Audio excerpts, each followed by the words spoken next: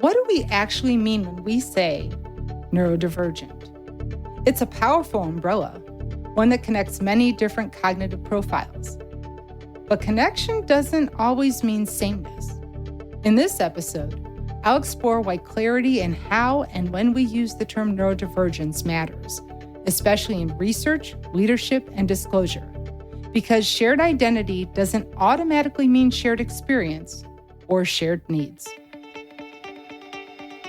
Hi, I'm Dr. Theresa Haskins, and welcome to Think Differently, the podcast that challenges the status quo and explores the power of neurodiversity to create a more inclusive and accessible world.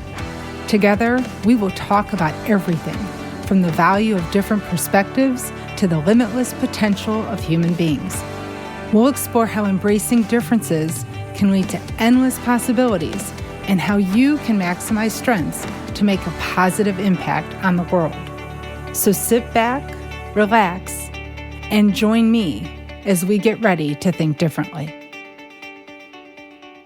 So the topic on my mind this week is something that I find myself saying over and over again to my students. Often when they are trying to design their first independent research project, they'll come to me and say something like, I'm trying to study workplace experiences of neurodivergent individuals. And I always pause here, not because I don't like the term neurodivergent or understand it, but because we need to be careful in the use of an umbrella term when we're trying to understand experiences and specificity. I immediately ask them, what do you mean by neurodivergent? That question is not meant to be rhetorical, it's methodological, and it's increasingly important if we really want to understand how to help ourselves and others. But I first want to kind of go back to the beginning of how we even got to these terms. The term neurodiversity was first documented in a publication in the late 1990s by sociologist Judy Singer. Although the concept was forming way before then, the intention was powerful. It reframed neurological differences, particularly autism at the time, not as pathologies to eliminate, but natural variations in the human population that should be fully included with the mainstream population. And that framing changed everything. So instead of disorder, we think difference. Instead of deficit, we see diversity. And from that concept, the broader umbrella of neurodivergence emerged. And over time, we started to really think about what is neurodivergence and what is neurocognitive functioning and differences. In that light, we might be referring to autism, ADHD, dyslexia, dyscalculia, dyspraxia, Tourette syndrome, OCD, PTSD, giftedness, and other trauma-based neurological changes. And depending on who is defining that list, it could be smaller or expanded. When we look at this list, we can all see these are cognitive profiles that diverge from the neurotypical norms. And they result in processing differences, communication differences, regulation, learning differences. Sometimes the strengths are amplified, and sometimes it seems like there are delays present that might result in difficulties. Often both exist. But here's why I start pressing. While the broad definition of neurocognitive profiles is that they diverge from the typical norms is completely valid, we also need to recognize that the experiences of these different conditions and ways of being are not symmetrical. They do not always diverge in the same direction. They do not always diverge in the same intensities. They do not always require the same types of accommodations. They don't carry equal stigma, and they also do not create the same relational friction. We know this, but I do feel I need to say it out loud. Autism is not ADHD. ADHD is not dyslexia. Dyslexia is not Tourette's. PTSD is not giftedness, and so on. Now, are there constructs that we can employ from a neurodiversity perspective that help all of these individuals? Absolutely. Psychological safety helps everyone. Good management practices help everyone. Being able to communicate and speak openly about your needs and being supported and having clarity helps everyone. But if you've ever worked directly with any of these individual populations, you will know that the lived experience across them are actually very different. That's not controversial, that's observable. And we want to anchor this conversation in something real. And we want to think about data. So if we think about data of these individual conditions, we'll start with the CDC's most recent data on autism. We're estimating approximately 1 in 36 children are identified with autism by the age of 8. And then we know that ADHD prevalence in children sits around 9 to 10% in the United States. And then we think about learning disabilities are impacting between 5 to 15% of our students and adults, depending on the classification model being used in your school system. These are very, very large populations. And while they're all neurocognitively diverse and would be considered neurodivergent from the typical population, they are not experiencing the world the same way. So when someone says to me, this intervention benefits neurodivergent employees, I'm sorry, but I need to ask, which ones? Because if your sample was 70% late diagnosed autistic adults and 20% ADHD and 10% self-identified unspecified, well, you really can't generalize those findings to those that may have Tourette syndrome. And you definitely cannot generalize that data to those with dyslexia. And you really shouldn't be generalizing to those with trauma-induced executive functioning issues. And this is why precision matters. I'm not being academic for sport or to shake up the universe, but imprecision can actually create misunderstandings. And this is where the concept of saying, I'm neurodivergent becomes cultural instead of academic. And it becomes where I'm leaning towards a little bit of concern because I'm seeing this shift broadly. More and more people are introducing themselves, especially in professional context, as neurodivergent. Not autistic, not dyslexic, just I'm neurodivergent. And conceptually, I understand why. We already know disclosure is risky. Stigma and bias and prejudice are real. Career consequences are real. And seeing a neurodivergent in some ways allows someone to signal difference without exposing diagnostic specificity. It's protective, it's strategic, and like I said, it's completely understandable. But here's where I believe the tension lies.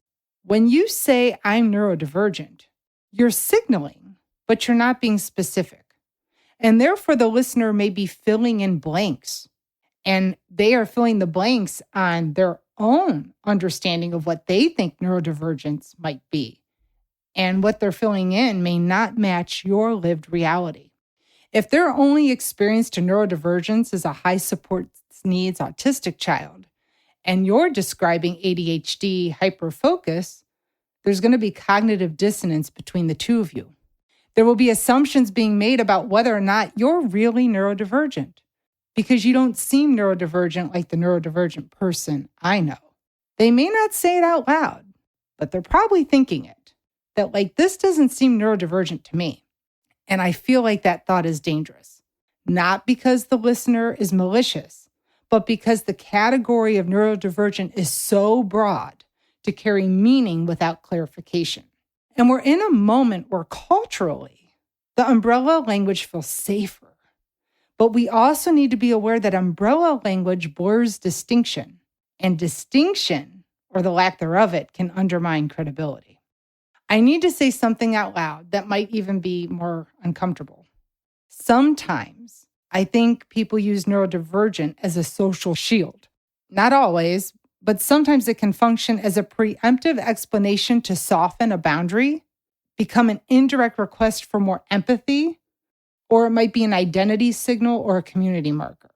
But if we're not willing to specify how it shows up for us, why I feel you need to know this information about me, what it impacts, then we are asking others to interpret us with data, and interpretation with that data becomes projection based on their schema of neurodivergence, which, like I already said, may not be aligned with any part of your reality.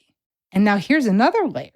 In many environments, especially in the workplace, if someone says I'm neurodivergent, we're not really permitted to ask, what does that mean for you? Because that can feel invasive. It could feel like we're asking for medical disclosure. And so we all end up in this strange place. I know you're neurodivergent, but I don't have a complete signal of what that means. I wasn't given any clarification. I'm really not allowed to ask for clarification, and now I have an assumption, and it's on me to fill the gaps. That's not building inclusion and understanding. It's increasing ambiguity. And let me tell you something personal. I have two sons, both neurodivergent, very different profiles. One presents in a way that is experientially obvious in social interactions, not physically visible, but it's definitely relationally visible. The other could go undetected in many contexts for quite some time. However, none of them lead with a label. I've never heard either one say, I'm neurodivergent. When they talk to people, they usually lead with what they need. One might say to their professor, I process better with written instructions, or I need more time to think. But I'm very confident neither has ever said to anybody, I'm neurodivergent. They usually just explain the functional impact. And I started wondering if that might actually be the more sustainable model. Because when you explain the functional impact, you eliminate projection, you remove the interpretive guesswork, you define the variable, and you can actually improve your relations and be better set up for success. And so let's kind of go back to like scenario-based research.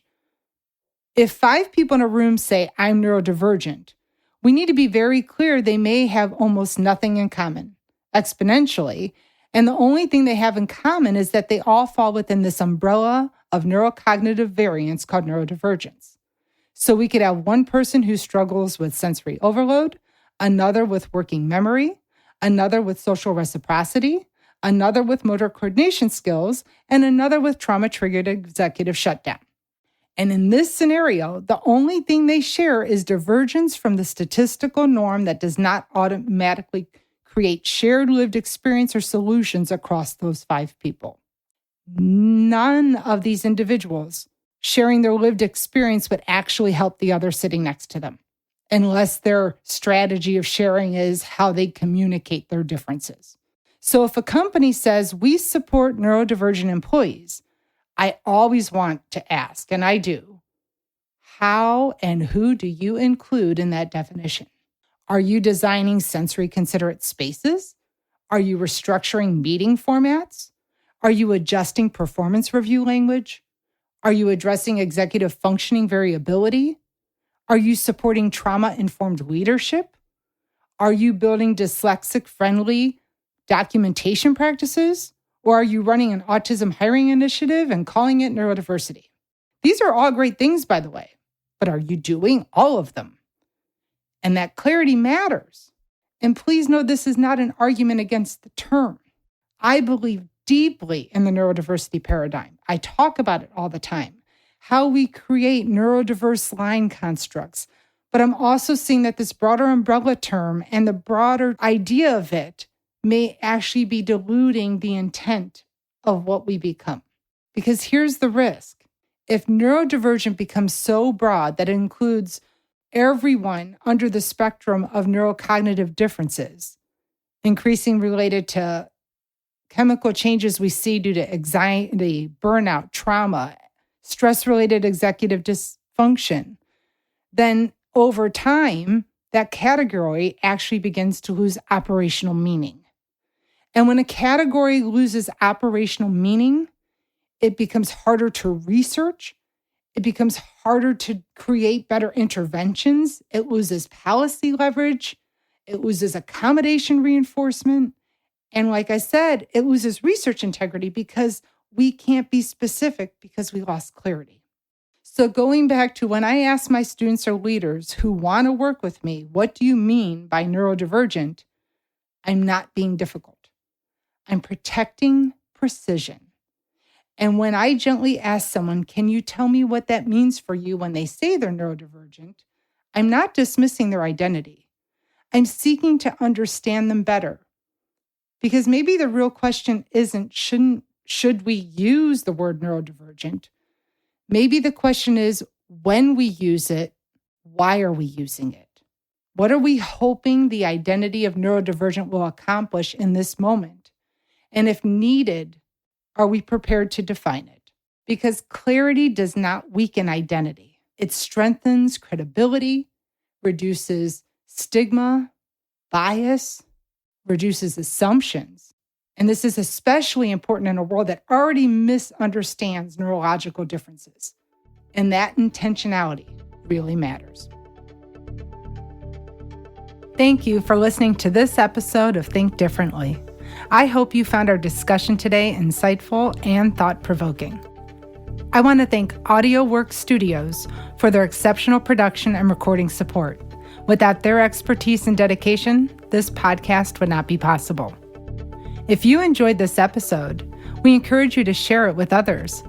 Your support helps us to reach new audiences and promote neurodiversity in our world. Also, be sure to subscribe to this podcast on iHeartRadio, Spotify, Apple Podcasts, or your favorite platform so that you can stay up to date on the latest episodes. We look forward to seeing you again soon on Think Differently.